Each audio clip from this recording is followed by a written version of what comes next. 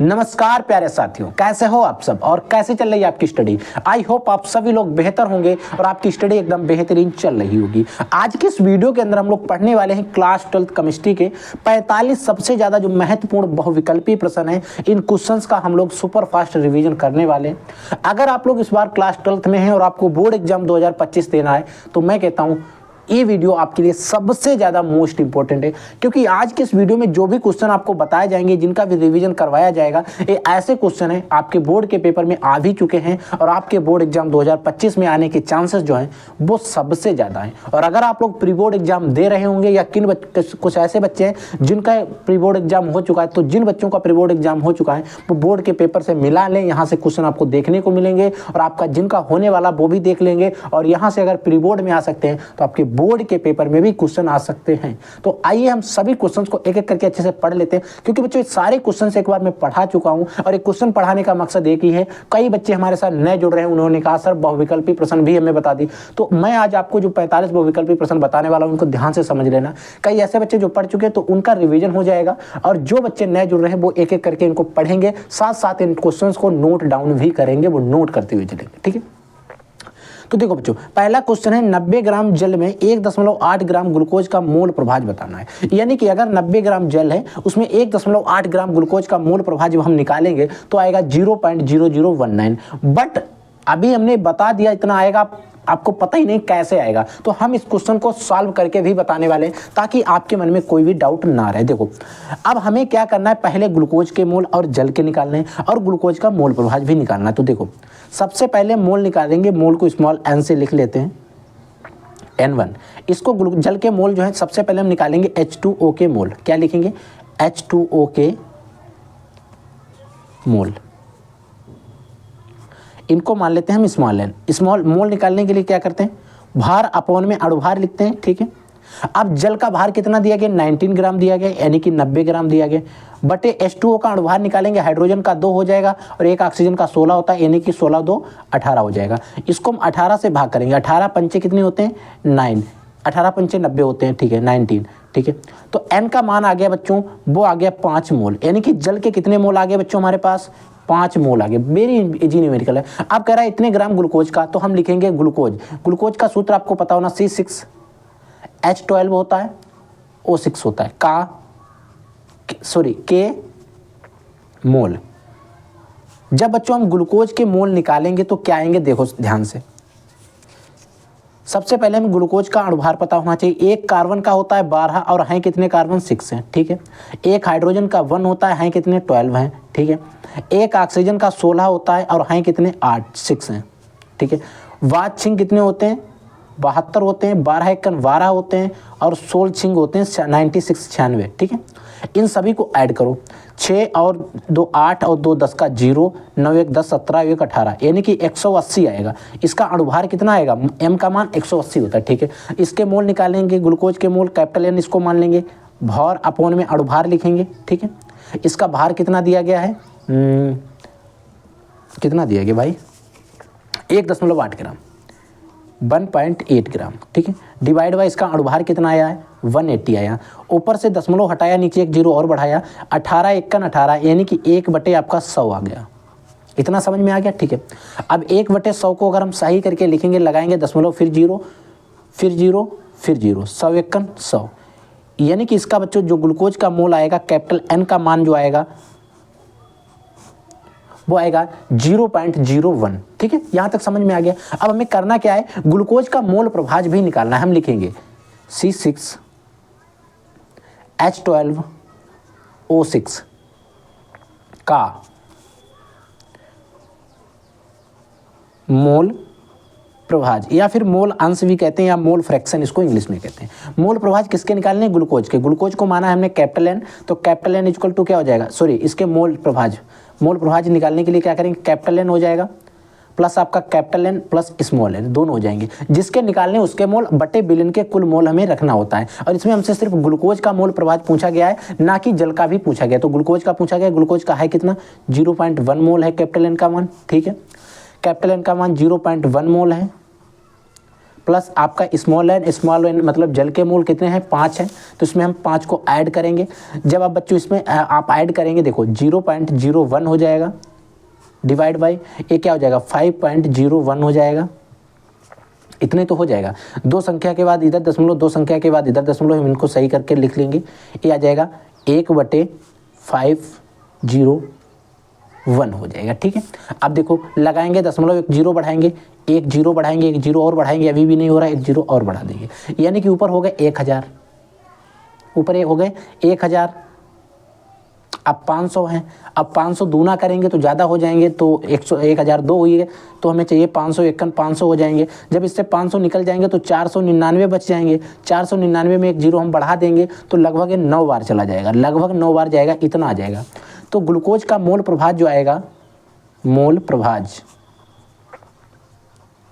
किसका C6H12O6 का जो मोल प्रभाज आएगा बच्चों 0.0019। ऐसे हमें मोल प्रभाज को निकालना है और यही इसका राइट आंसर हो जाएगा। ठीक है, आई होप आपको ये जो न्यूमेरिकल है अच्छे से समझ में आ गया होगा। और ये न्यूमेरिकल अगर बोर्ड के पेपर में न्यूमेरिकल की तरह पूछा जाता है तो आपको पता है कम से कम ये 2 से 3 नंबर में आपसे बोर्ड के पेपर में पूछा जाएगा। तो इसका ऑप्शन जो सी है इसीलिए राइट था। ठीक है, समझ में आ गया। अब बच्चों शुद्ध जल की मोलरता कितनी होती है, मैंने कितनी बार भी बताया है कि शुद्ध जल की मोलरता आपको याद रख लेना है 55.56 यानी कि 55.56 होती है। और एक क्वेश्चन जो है आपके लिए काफ़ी ज़्यादा इंपॉर्टेंट है और बोर्ड के पेपर में कई बार पूछा गया है। ठीक है, अगला क्वेश्चन है कि निम्नलिखित में से कौन सा एक अणुसंख्य गुणधर्म है। इनमें से आपको बताना है अणुसंख्य गुणधर्म है कौन सा। तो सबसे अगर श्यानता भी अणुसंख्य गुणधर्म नहीं है, पृष्ठ प्रकाशिक घूर्णन भी नहीं है, पृष्ठ तनाव भी नहीं, सरफेस केमिस्ट्री भी नहीं है, और आपका जो है पृष्ठ तनाव, ठीक है, सरफेस टेंशन होता है। ठीक है, और इसका परासरण दाब क्या होता है, एक अणुसंख्य गुणधर्म होता है, याद रखेंगे। ठीक है, और अणुसंख्य गुणधर्म पर एक क्वेश्चन जरूर बोर्ड के पेपर में पूछा जाता है। ठीक है, निम्नलिखित में से विलयन का कौन सा भौतिक गुण अणुओं की संख्या पर निर्भर नहीं करता है। देखो आपको विलयन दिया गया, इनमें से कौन सा भौतिक गुण है जो अणुओं की संख्या पर निर्भर नहीं करता है, वो होता है पृष्ठ तनाव। ठीक है, निम्नलिखित में से किसके जलीय विलयन का क्वथनांक सर्वाधिक होगा। देखो अब इनमें से किसके जलीय विलयन का क्वथनांक सर्वाधिक होगा, और एक क्वेश्चन अगर न्यूमेरिकल तरीके से अगर हम इसको पूरा सॉल्व करेंगे तो इसका आंसर भी मिल जाएगा हमको। बट एक क्वेश्चन सेम वैल्यू के साथ कई बार बोर्ड के पेपर में आ चुका है, तो मैंने क्वथनांक में हिमांक में उन्नयन, हिमांक में अवनमन, क्वथनांक में उन्नयन, सारे क्वेश्चन को आपको बता रखे हैं। वहीं से आप अगर इसको सॉल्व करना चाहते हो सॉल्व कर लें, अन्यथा मैं कहूँगा आप इसको हूबहू याद रखें 1 मोल 1% CaCl2 का। ठीक है, याद रख ले, क्योंकि छोटा सा कोई ज़्यादा रॉकेट साइंस इसमें है नहीं, आप इजीली से कर भी सकते हैं। अगला क्वेश्चन क्या है, किस सूत्र द्वारा मोलर उन्नयन स्थिरांक की गणना की जा सकती है। देखो ऐसा सूत्र जिसके द्वारा मोलर उन्नयन स्थिरांक की गणना की जा सकती है। हमने आपको एक सूत्र बताया था Kv = m बताया था, इनटू में TV बताया था, इनटू कैपिटल W था 1000 इंटू स्मॉल w। ये सूत्र हम लोगों ने डिस्कस किया था, इस सूत्र पर हम लोगों ने न्यूमेरिकल भी सॉल्व किए थे, जो कि इसमें निशान लगा हुआ है, तो पहला वाला ही विकल्प इसका राइट है। ठीक है, तो याद रखेंगे। अगला देखो, अगला क्वेश्चन है निम्नलिखित में से किसका परासरण दाब सबसे कम होगा। इन विलयन में से सबसे कम परासरण दाब किसका होगा, स्वर्ण विलयन का होगा, याद रखेंगे। ठीक है, अगला क्वेश्चन है निम्नलिखित में से सर्वाधिक परासरण दाब किसका होगा। ए आपको विलयन देखिए 1 मोल KCl है, 1 मोल NH4 का होल थ्राइस PO4 है, 1 मोल BaCl2 है, NH2SO4 है। अब देखो Na2SO4 है 1 मोल, सभी 1-1 मोल है। अब इनमें जब आप परासरण दाब निकालेंगे, इनका पूरा का आप निकाल के देखेंगे तब भी आपको पता चलेगा किसका है, अन्यथा आप याद रखेंगे 1 मोल NH3। और क्योंकि ये सारे क्वेश्चन ऐसे हैं जो सेम वैल्यू के साथ कई बार बोर्ड के पेपर में पूछे जा चुके हैं, तो इसीलिए आप इनको डायरेक्ट याद रख सकते हैं। अगला न्यूमेरिकल है, इसको भी हम ध्यान से समझेंगे। 8 ग्राम NaOH 450 ml विलयन में घुला हुआ है, तो विलयन की मोलरता निकालो, हमें बताना है। अब देखो बच्चों, ये न्यूमेरिकल है, ये भी काफ़ी ज़्यादा इंपॉर्टेंट है, तो इसको भी हम लोग ध्यान से सॉल्व करेंगे, ताकि अगर ये बोर्ड के पेपर में आता है तो इसको हम लोग इजीली से सॉल्व कर पाएँ। तो देखो कैसे हम सॉल्व करेंगे। देखो यहाँ पर हम सबसे पहले इस क्वेश्चन को करेंगे सॉल्व। ठीक है, हमें यहाँ पर क्या क्या दिया गया, गिवन वैल्यूज क्या क्या है, समझो इसको ध्यान से। इसमें हमें वेट दिया गया, कितना ग्राम दिया गया, 8 ग्राम भार दिया गया। अपोन में आपको इसमें वॉल्यूम दी गई, आयतन दिया गया 45 ml में दिया गया। ठीक है, और कह रहा है विलयन की मोलरता की गणना करो, यानी कि मोलरता M = हमसे क्वेश्चन मार्क मोलरता हमसे पूछी गई है। ठीक है, अब आपको शायद सभी को पता होगा मोलरता का सूत्र हम लोगों ने डिस्कस किया था, मोलरता m इक्वल टू एक सूत्र बताया था आपको, W था, इनटू में आपका 1000 था, m था, इनटू में v था, और ये जो v था ml में ही लिया गया था, क्योंकि ये सूत्र आपको कहीं पर देखने को ज़्यादातर नहीं मिलेगा। ये सूत्र हमने आपको बताया था ताकि ज़्यादातर आप क्वेश्चन देखेंगे बोर्ड के पेपर में, वहाँ पर जो मान दिए गए होते हैं, वैल्यूज दी गई होती हैं, वो ज़्यादातर क्या होती हैं, ml में ही दी जाती हैं। तो इसीलिए हम डायरेक्टली ml का सूत्र बताया है, और इस सूत्र में हम डायरेक्टली वैल्यू पुट करेंगे, हमारा इजली से आंसर भी हो जाएगा। देखो W का मान कितना है, 8 ग्राम है, इनटू में आपका 1000 हो जाएगा, ठीक है। अब बच्चों m है, m का मान कहाँ से लाएंगे, NaOH है, सोडियम हाइड्रोक्साइड है, देखो NaOH है, इसका निकालेंगे क्या हम लोग, अणुभार। अणुभार Na का कितना होता है बच्चों, 23 होता है, कामा एक ऑक्सीजन का कितना होता है, 16 होता है, कामा हाइड्रोजन का एक कितना होता है, 1 होता है। तो 23 + 16 + 1 तो 24 और 23 और 10 40, इसका कितना आ जाएगा, अणुभार आएगा 40। m का मान कितना आ गया है, 40, यानी कि 40 हो गया। इनटू में आपका b जो है ml में दिया गया, हम ml में ही इसमें वैल्यू पुट करेंगे, 450 ml दिया गया। फिर हमें लीटर में चेंज करते हैं, वहाँ पर हमें काफ़ी ज़्यादा प्रॉब्लम होती है। देखो 1 0 से और 2 0 हैं, 1 2 0 कैंसिल कर दिए हमने, ठीक है।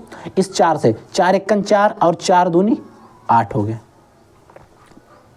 5 दूनी 10, 5 नेम 45, ठीक है। ऊपर देखो क्या बचा, ऊपर बचा 4 × 4 यानी कि 2 × 2 4 हो गया, अपॉन में 9 बचा, ठीक है। लगाएंगे दशमलव, एक जीरो बढ़ा देंगे, 9 4 जा कितने होते हैं, 36, तो 9 4 जा 9 चौक 36, 4 बार जाएगा।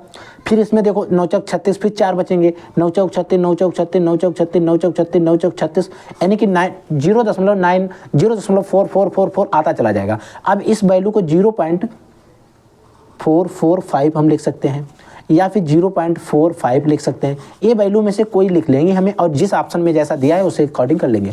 ऑप्शन में इतना दिया गया था तो हम इतना ही, पहला वाला ऑप्शन हमारा राइट है, क्योंकि इसमें 4 9 दिया गया, 3 9, इसमें 0 ज़्यादा दिए गए, तो हमारा पहला वाला ही ऑप्शन बिल्कुल राइट हो जाएगा। इस तरीके से हमें क्वेश्चन को सॉल्व भी करना रहता है। निम्न में से न्यूनतम हिमांक वाला विलेन कौन है, पृष्ठ का नाम याद रखेंगे, ठीक है। आई होप आपको सारे क्वेश्चन अच्छे से समझ में आ गए होंगे, ठीक है। अगला क्वेश्चन देखो, ये भी आपका क्वेश्चन न्यूमेरिकल बेस है, कह रहा है कि 180 ग्राम जल में जल के कितने मोल हैं। देखो 10 मोल हैं, कैसे हैं इनको भी समझ लो। देखो हमसे क्वेश्चन कह रहा है कि 180 ग्राम जल, आपको मोल निकालना हमने आपको बताया है, भार अपॉन में अणुभार होता है, ये चीज़ आपको बताएगी नहीं बताएगी, बताई गई। अब यहाँ पर भार कितना दिया गया, 180 ग्राम दिया गया। जल का अणुभार अभी हम लोग देख चुके हैं कितना होता है, 18 होता है, 18.180, तो इसीलिए 10 मोल दिया गया है यहाँ पर ऑप्शन है, ठीक है, इसलिए है। आप देखो एक क्वेश्चन नंबर जो आपका 12 है, काफ़ी ज़्यादा इंपॉर्टेंट है। क्या कह रहा है इसको समझो, 4 क्षार धातुएं, देखो 4 क्षार धातुएं हैं, ठीक है, A, B, C व D है, इनके मानक अपचयन विभव क्रमशः आपको ये दिए गए हैं, ठीक है। इनमें सबसे प्रबलतम अपचायक कौन होगा, याद रख लेना, सबसे जो प्रबल अपचायक होता है, अगर हम प्रबल अपचायक या प्रबल अपचायक, ठीक है, तो इसमें आपको पता होना चाहिए प्रबल अपचायक कौन होता है, जिसका मान सबसे ज्यादा होगा ऋणात्मक में जिसका मान ज्यादा होगा वही प्रबलतम अपचायक होगा, याद रखेंगे, ठीक है। तो देखो इसमें सबसे ज्यादा निगेटिव 3 है, फिर उससे कम है, फिर उससे भी कम, उससे कम है, तो इसमें पहला वाला ही सबसे ज्यादा ऋणात्मक है, तो इसीलिए सबसे प्रबलतम अपचायक जो है वो पहला वाला ही हो जाएगा, ठीक है। अब देखो दूसरा क्वेश्चन समझो, A, B, C और D, A, B और C तत्वों के मानक अपचयन विभव क्रमशः इतने दिए गए हैं, इनकी सब अपचयन शक्ति का क्रम बताओ। इसमें सबसे अपचयन शक्ति का क्रम बताना है। देखो अपचयन शक्ति या अपचायक क्षमता बातें की होती है, ठीक है। अब हमने बताया जो सबसे ज्यादा निगेटिव होगा वो सबसे अपचायक होगा, प्रबल अपचायक। देखो इसमें सबसे ज्यादा तीसरा वाला है, यानी कि जो बच्चों आपका सी वाला है वो सबसे ज्यादा है, तो सी का सबसे ज्यादा हो जाएगा।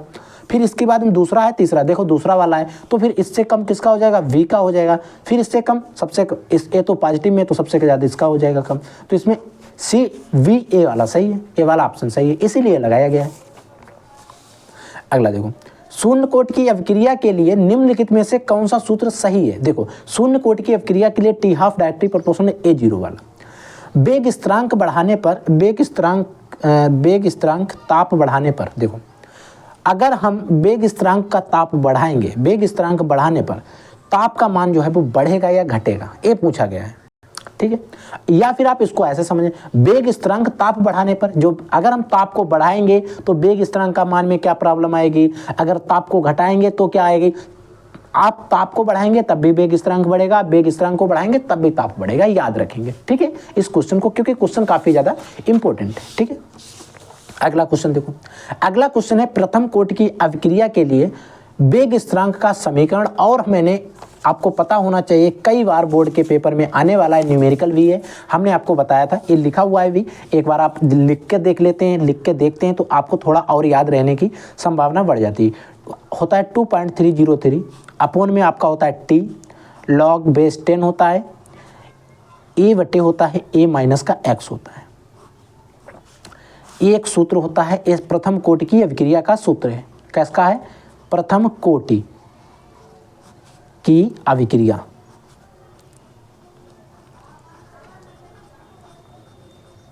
ये प्रथम कोटि की अभिक्रिया का सूत्र है, और इस सूत्र पर आपको बोर्ड के पेपर में जो न्यूमेरिकल है बच्चों, ये ज़्यादातर देखने को मिलते हैं केमिस्ट्री के अंदर, रासायनिक बलगतिकी चैप्टर से ये टॉपिक आता है, और इस चैप्टर जो है, इस टॉपिक पर न्यूमेरिकल आपका एक न्यूमेरिकल कम से कम बोर्ड के पेपर में जरूर पूछा जाता है। तो एक सूत्र आपको 110% याद रख लेना, ठीक है। और एक सूत्र अगला भी, इसको भी आपको याद रखेंगे, प्रथम कोटि की अभिक्रिया के लिए वेग स्थिरांक का तथा अर्ध काल में संबंध। देखो वेग स्थिरांक और अर्ध काल में संबंध होता है K = 0.693 अपोन में होता है T 1/2, T हाफ होता है। और ये सूत्र जो है ये भी काफ़ी ज़्यादा इंपॉर्टेंट है, इस पर भी आपके बोर्ड के पेपर में न्यूमेरिकल देखने को मिलते हैं, ठीक है, याद रखेंगे। एक प्रथम कोटि की अभिक्रिया में अर्धभाग पूर्ण होने में लगा समय जो टी हाफ होता है, वो क्या करता है, किस पर निर्भर करता है, किस पर नहीं निर्भर करता। देखना, इसकी प्रारंभिक सांद्रता पर बिल्कुल निर्भर नहीं करता, याद रख लेना, याद रखेंगे, ठीक है। अब देखो अगला हमारा एक न्यूमेरिकल ही है, एक प्रथम कोटि की अभिक्रिया का अर्धायुकाल 400 सेकंड दिया गया, इसका वेग स्थिरांक आपसे पूछा गया है। अब हमें सूत्र ये वाला लगाना है, देखो सूत्र है K = 0.693 अपोन में टी हाफ है, टी हाफ का मान यहाँ पर 400 सेकंड दिया गया है, तो हम लिखेंगे 400 सेकंड, ठीक है।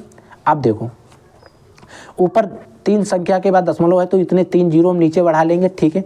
अब K = क्या हो जाएगा, 693 बचा, नीचे क्या हो जाएगा 4 हो जाएगा, इंटू जितने जीरो उनको पावर में लिखेंगे 1 2 3 4 5, तो 10⁵ हो जाएगा। 10⁵ को हम ऊपर ले चलेंगे, 9 3 हो जाएगा, इंटू 10⁻⁻5 हो जाएगा, डिवाइड बाई 4 बचेगा। इसको भाग करेंगे, 4 × 4 हो जाएगा, बचेंगे इधर 2 हो जाएंगे, 29 4 चक्कू 16 4 5 20 4 6 24 है, 4 7 28, 7 बार चला जाएगा, 7 4 7 28।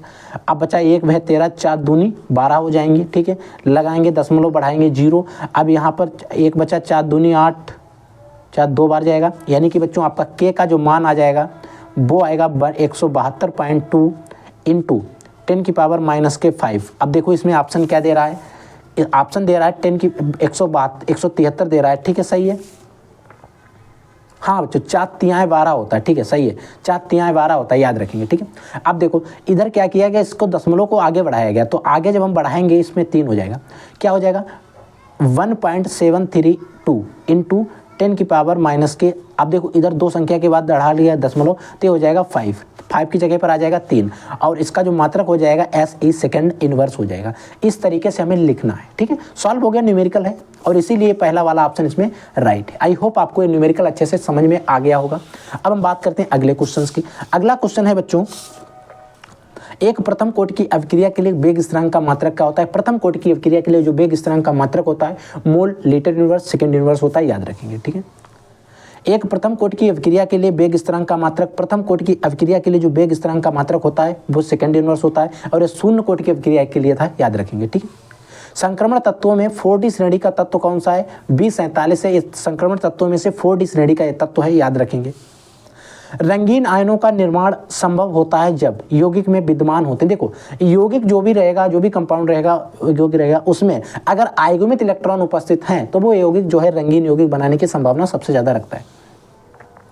अब देखो ये यहाँ पर आपको समन्वय संख्या निकालना है, और समन्वय संख्या निकालना हमने बहुत अच्छे तरीके से बताया है। आप समन्वय संख्या निकालने में कोई प्रॉब्लम, आपको गलती नहीं होना चाहिए। आप निकालेंगे, देखेंगे 6 आता है या नहीं आता, आप लोग देख लेंगे एक बार, ठीक है।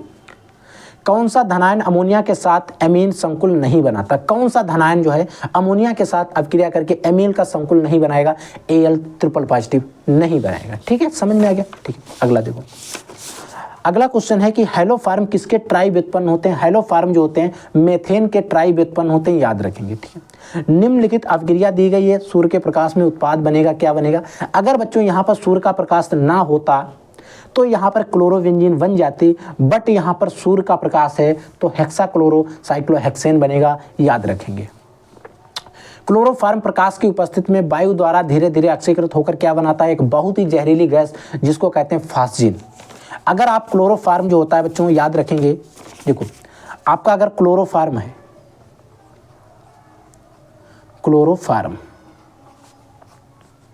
इसको आप ऑक्सीजन यानी कि वायु की उपस्थिति में अगर आप छोड़ देंगे, ठीक है, तो एक बहुत ही जहरीली गैस बनाता है जिसको कहते हैं फास्जिन, और ये सूर्य के प्रकाश की उपस्थिति में अभिक्रिया करके बना लेता, याद रखेंगे, बहुत ही जहरीली गैस होती है।